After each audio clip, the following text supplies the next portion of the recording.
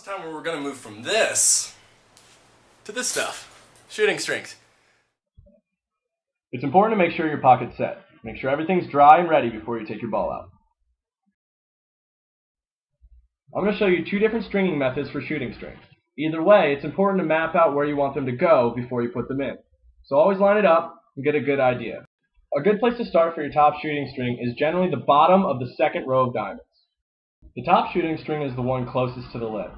It's where we always start, and the first step to the process is hitching it underneath the sidewall string. If you just tie it to the mesh, it's not going to do anything. The first style I'm going to show you is called a weave shooting string. This is when you weave the string in between two separate rows of diamonds. Whenever you do this, the string facing on one side of the mesh will always go on either the top or the bottom row. This should keep things nice and simple as you go across. In this demonstration, the string facing you always goes through the bottom hole, and whenever the string reappears towards you again, it always comes through the top row. As you go on, if you hadn't spaced it out correctly, always try to keep one diamond in between each shooting string. The end of this process is very important. We want to lace it back through the other end of the sidewall or else it's going to be uneven. Remove all the extra slack from the string.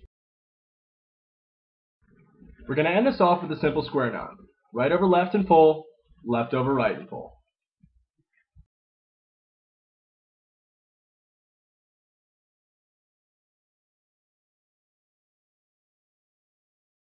Option number 2 is a coiled shooting string. It starts off very similar.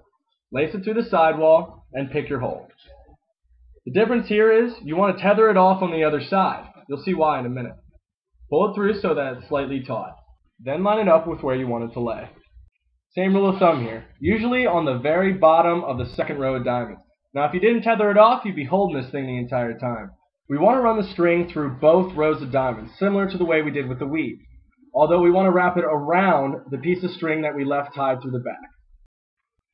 Once everything's all said and done, we'll be using these back strings to adjust the shooting strings.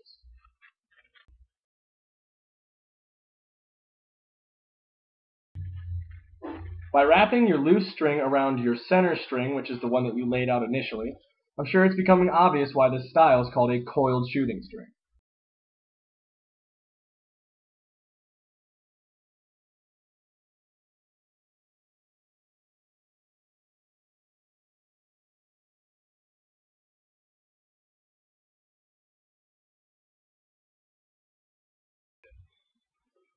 Work your way across the stick, and we're going to finish this off similar to the way we did our weave shooting string.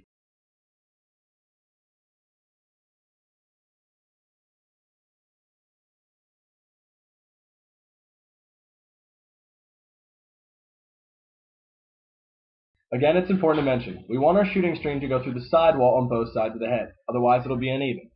Go back and make sure you take out all the slack.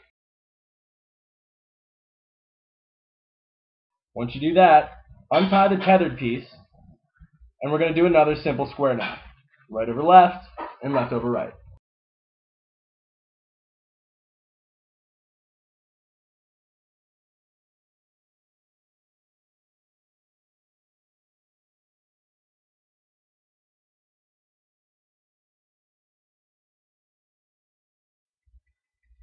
Work your way down and string each shooting string in the exact same way. Now, like I had said before, it's important to put one diamond in between each of the shooting strings. Now this diamond can either be a solid diamond by itself or two half diamonds, which is what you see here.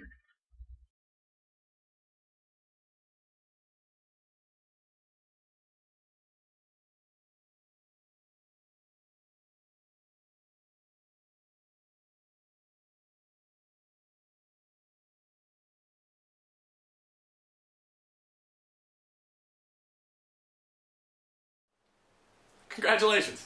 Not so tough. You guys just made yourself a mesh pocket. It's a very valuable skill. You can go hustle kids on your team for these things. Anyway, cut up the loose ends, make it look pretty. You don't want to put all this time and effort into it and not want to show it off.